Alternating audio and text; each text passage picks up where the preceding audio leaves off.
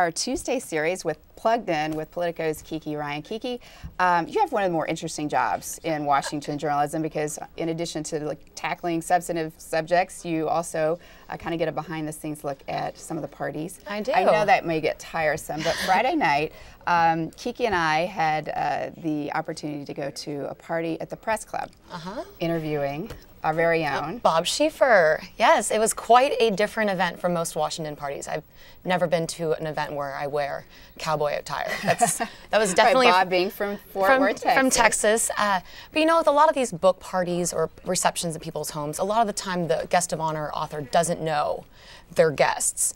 That was very different on Friday night. You know, we saw everyone there really personally knew Bob. You know, he had a high school friend that he played baseball with, people he's interviewed over the years, along with, colleagues like you and CBS executives. So that was also really great to see all these people turned out to honor him. Well, we've got a highlight reel of it. Okay, let's see this. For all the people who were not able to attend Friday night, let's take a look at the highlight reel, and then I've got a bottom line question. Okay. Let's take a look.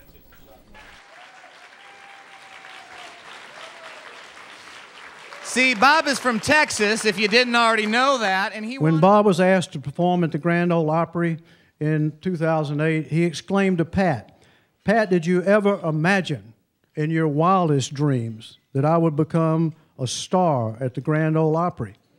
Pat thought a moment, paused, and answered, "Bob, honey, you've never been in my wildest dreams."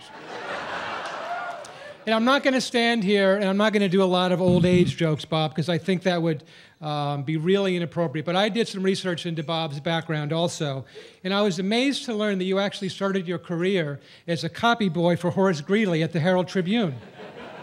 Great way. You know, Bob's inquisitive style makes Larry King look like a fastball pitcher throwing at your head.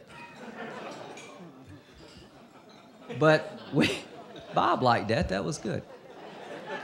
I've been sitting in the sidelines for most of this time, practicing my adoring Nancy Reagan gaze.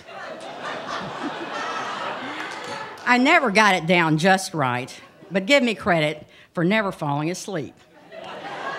That's especially hard when you hear those same old stories over and over and over again. Walter Cronkite was who I wanted to be when I was a little boy. I mean, he's still who I want to be, and he's still who I'm trying to be. And to win an award that Walter won in this very room is very meaningful to me. And